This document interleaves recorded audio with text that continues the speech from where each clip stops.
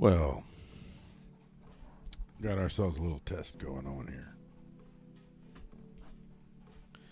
I guess you could say I'm testing a model, hence the test. And the model is going to be a show to be called the Bethlehem or the Bethlehem Daily. And it'll basically be for people of Bethlehem, PA primarily, but in general people in the Lehigh Valley. I'm putting it on the Tube Fire channel for now, but if I do the show, I won't be doing it on this channel. I don't know.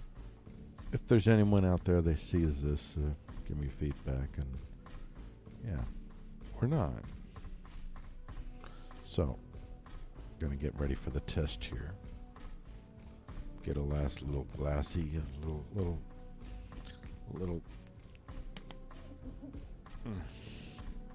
It is pure.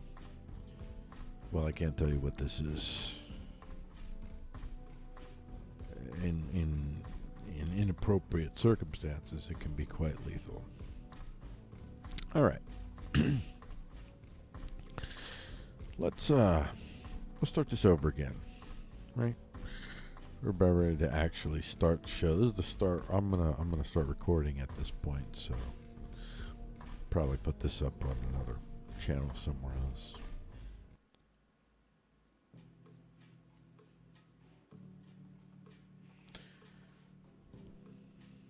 Oh, good day, everyone. My name is PG Gordy, and this is the Bethlehem Daily for Wednesday, February 19th, 2020. No more pips leads to no more freedom for Joshua Leneweaver. Getting the spoils before they spoil into the mouths of those in need. I think I read that wrong. Untangling the 5G ordinance mess is job one for the Borough of Emmaus. There's a top story. Look at that. It's a big old picture of a gentleman.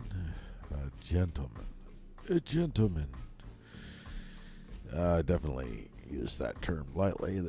That is allegedly lightly in the circumstance. Probably not, but just saying. No more pips leads to no more freedom for Joshua Leneweaver. So when you learn that your neighbor may have a potential penchant for smashing dogs into walls until dead and axing them for good measure, you must be a bit uneasy at the prospect of having this person as a neighbor.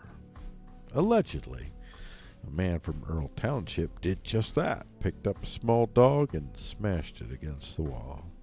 Now, to be fair, which is something that this gentleman was not with his dog. Allegedly, the dog did bite him, but dashing small dogs to their deaths for allegedly biting you, a non-life-threatening assault on your person in this case, is a disproportional response, one that is made all the more disproportional considering the dog was a pet of the same man and his own wife.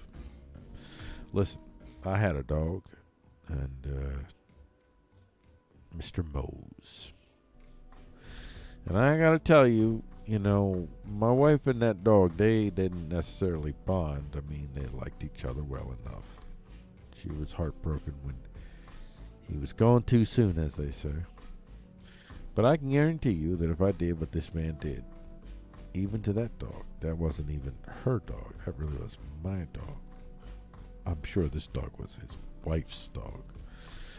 Yeah, even at that, my wife would pretty much be done with me, and that would be the end of that whole affair. And that would be the end. So, this guy has been jailed on animal cruelty charges after telling his wife that there was no more Pip. This he told his wife that he was trying to get the dog to go outside, and I'll just give you the briefs. Basically, He grabbed the dog. He went to grab the dog. The dog nipped at him, and he threw the dog against the wall. And the dog was not dead. Was horribly in pain, probably, and really, really badly injured. And so, hey, he did what any gentleman would do, allegedly. He finished him off with an axe. That's what he did. So that's that guy. No more Pip leads to no more freedom for Joshua Leneweaver. See, now the headline makes sense. See how this is how the show's going to roll. This is what we're doing here. Getting the spoils before they spoil into the mouths of those in need. Much of the disadvantages we humans have between one another comes from a continual inability to match need and ability to meet need.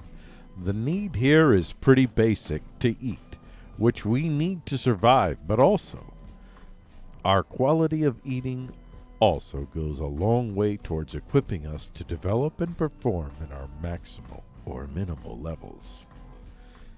In the Lehigh Valley, we have an abundance of food, an abundance of hunger, and the Eastern Hunger Coalition is attempting to find the abundance before it spoils, to essentially get it to the people of need. So the story is the Eastern Hunger, this is from the Morning Call.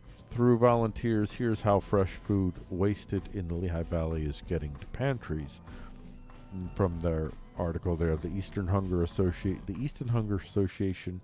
collects unsold food from the Eastern Public Market and other stores for distribution to Lehigh Valley food pantries. So there are really key parts here. So it's 700,000 pounds of food per year in the Lehigh Valley fits into this, the food that if you get to it soon enough, man, you could actually, like, if you get it to people, it's either going to go to people that need it or to waste.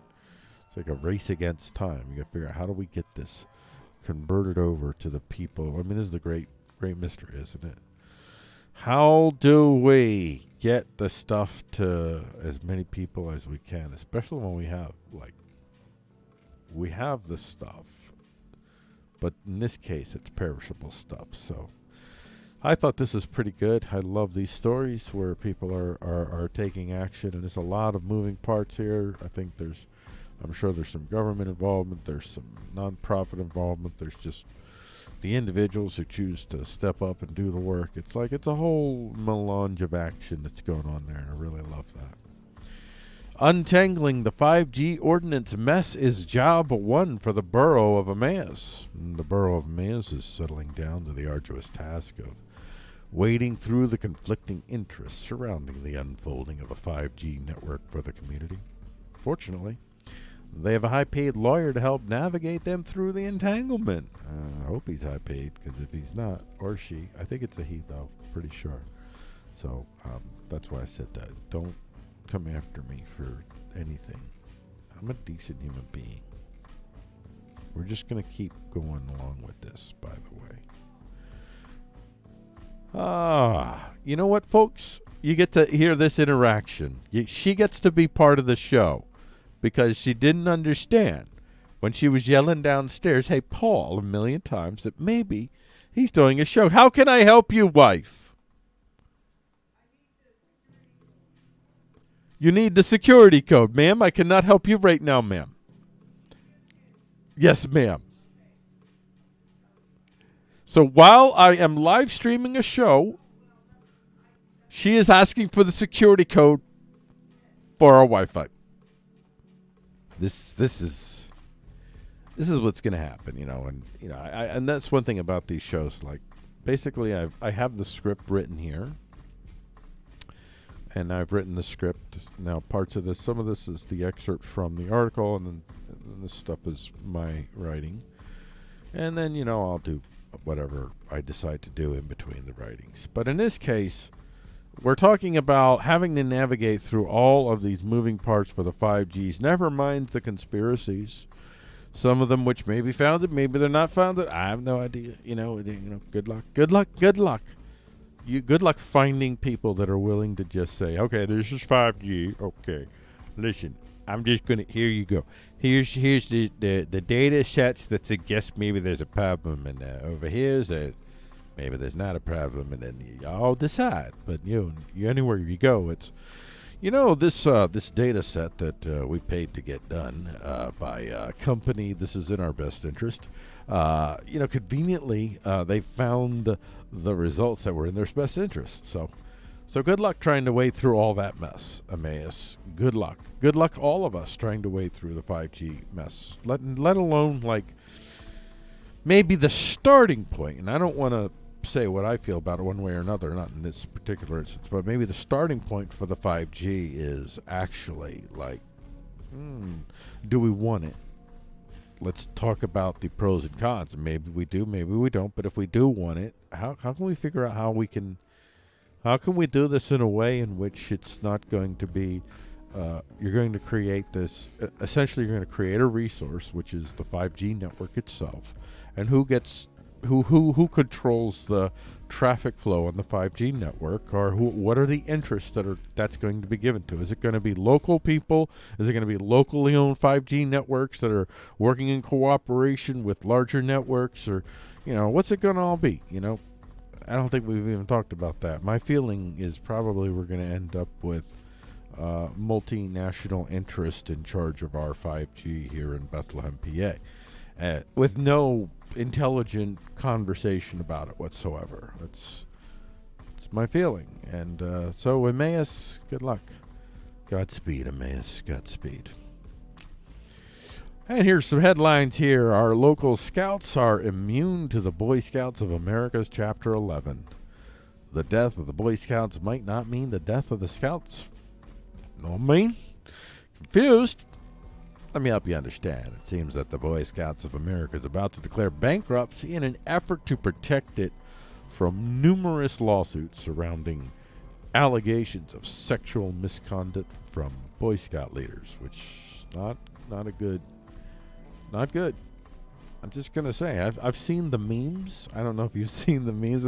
This is a joke, folks. So anyone who's Catholic, just gonna let you know in advance, you're gonna be triggered. But I'm just saying, you're gonna be. I mean, if you're a Boy Scout, you gotta be triggered right now, all over the place. And the jokes is there, but the meme is, you see a Catholic image. I'll just say a Catholic leader. I'll leave it at that. You see a Catholic leader, and the Catholic leader is looking angry. And he says, "Oh no! Them Boy Scouts is not going to outdo us." It's a terrible joke. It's blood curdling and sensitive, but it is funny. And it's only funny if you don't don't be stigmatizing Catholics. Just knock it off. You can laugh at the jokes, but don't. I have a heart of gold for a vicious, crude, insensitive brute. I have a heart of gold. That's what it is. I am the insensitive brute with a heart of gold. So this area, we have, we're in a little bit of a different situation, because even though the Boy Scouts are declaring bankruptcy, we happen to have something called the Mincy Trail Council in Bethlehem, PA. Oh, yeah, you know it, because in Bethlehem, PA, we's prepared.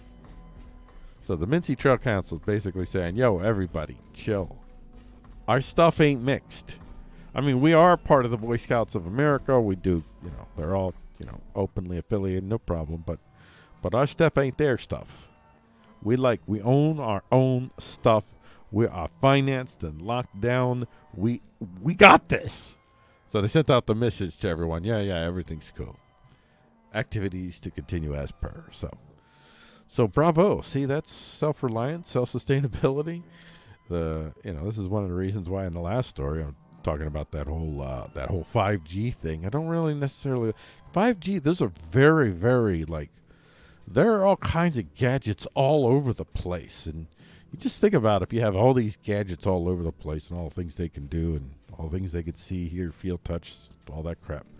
And when you have people that are in charge of the decision makers regarding how that technology is used and how it works with government and corporations and all that, and data sold and all that, when you have people that own that stuff that don't have to live in the Lehigh Valley and suffer the consequences of of whatever you might do that would be bad for us. That's not good. It's just not good. It's not good. It's not a secure position for Bethlehem, PA. I'm just going to say that. Shout out at Nick's Cafe leaves, or excuse me, oh gosh, that's a horrible way to read that title because that is the wrong. That's going to leave a mark. That's going to leave a mark. Shootout at Nick's Cafe leaves 2 injured. Not a lot of details yet on this one. Outside of this, there was a shooting. 2 people were injured. The shooting happened at Nick's Cafe, which is well known in the Reading area. Oh, I did see a statement from them recently. And they said, dudes, yo, this is a 100-year establishment, okay? This is a family business that goes, look, you know, it's a watering hole. You know, we put the watering hole up. You know, it's been 100 years, no big whoop. Then all of a sudden this, you know, bada boom, crazy. It's crazy. It's crazy. It's like that was basically the message. It's like, yo, you know us, man. No, we're good. No, we're safe. Please come back. Please come back. So, I don't blame you. I'd write the same exact message. Bravo. Hats off to Nick's Cafe. And if that was a solo operation or if that was a hired operation, either way, good job, Nick's. Good job, Nick. Way to get his story. Bravo. And actually, probably it's true. That's the thing. It's probably true. It probably makes it even better marketing when it's true. Usually when you do marketing in which you're claiming some awesome stuff and it's true, that's better marketing. Suspected Easton shooter is no longer a suspect as Onur. Oh, man. I don't want to. Oh, come on. I was so proud of myself for writing this one. Suspected Easton shooter is no longer a suspect as Onur walks free. Come on. That's good. Her first name is Onur. I couldn't resist that, man. If it's not pronounced Onur, I apologize. An Easton woman can breathe a mega huge sigh of relief after charges against her were dropped in connection to a shooting that happened this past Friday, 2 a.m. She was originally suspected of being the woman who shot at an unarmed female victim, which I left out the E for female because of reasons, just missing her head, but police stated that new information has led them to conclude she's not the shooter, which means the shooter is still out there. Unfortunately, no one was hurt in the shooting. Charges against women in Easton. Okay, and then their headline: Lehigh Valley Live. Charges against Easton woman. Well, actually, there's a number of people that. This could have been one of those things where I put the multiple. Did I do that? No, I didn't do that for this one. Sometimes I'll do that. If you look on the site and come back, I might have a story sometimes that are like, especially a top link story where I might show like how numerous news outlets covered that particular story. So, let's see. The victim, who is not named in court papers, later that morning picked Onur out of an 8-person photo lineup. You know, if you don't pronounce your name Onur, man, change it. Come on. You feel it. Onur, it's right. Own that, man. You got a name like that, Onur, man, you command a room before you even get there. Come on, Onur. Live it. And she's innocent, so, like, I'm not, like, defending the attempted murdering person. So go Onur. She's free. Onur is free. Let the rooftops sing. Man fights hospital guards at 17th and Chew. Oh, I didn't get a picture for this. A veritable Donnybrook appears to have unfolded at 17th and Chew in Allentown, which happens to be the location of a Lehigh Valley Hospital iteration. One of many. Of course, we are almost wholly owned by the Lehigh Valley Hospital, I believe. The Donnybrook involved one man who was apparently 28 years old facing off against plural numbers of security guards of mysterious ages. So we have no idea if a 28-year-old just did battle with 12 old guys or 2 young ladies, which is fine. But, I mean, I would really like to paint the picture for y'alls. And, I mean, those are the extremes. I mean, those are some good extremes. But, I mean, okay, this is the scenario that I would like to picture. Okay, so we know we got a 28-year-old dude. Okay, a 28-year-old dude. Okay, do we want to play it for the comedy potential, or do we want to play it for the gravitas and teach all of humanity a social lesson? I think we're going to go with comedy. So I don't know. Oh man, I feel like, you know, when you say comedy, you put some pressure on yourself to deliver, and I don't know if I can deliver. A 28-year-old man doing battle with I like the 12 old guys. I really like the 12 old guys. But what I really like is that the 12 old guys are basically like kind of like hand slapping it and winning. And that's the scenario. The 28-year-old, really, the fight was basically walked into a smoking room, 12 old security guard guys sitting around, and he says, now I can't think of something funny for him to say. That what would possibly tick off 12 old security guard guys? Think like horrible stereotypes. Do we have old or mainly? Let me see. Oh, I know. Because we'll just go with the. You'll see. It'll probably sing. It'll be all right. We're just going with this. Hey everybody, yeah.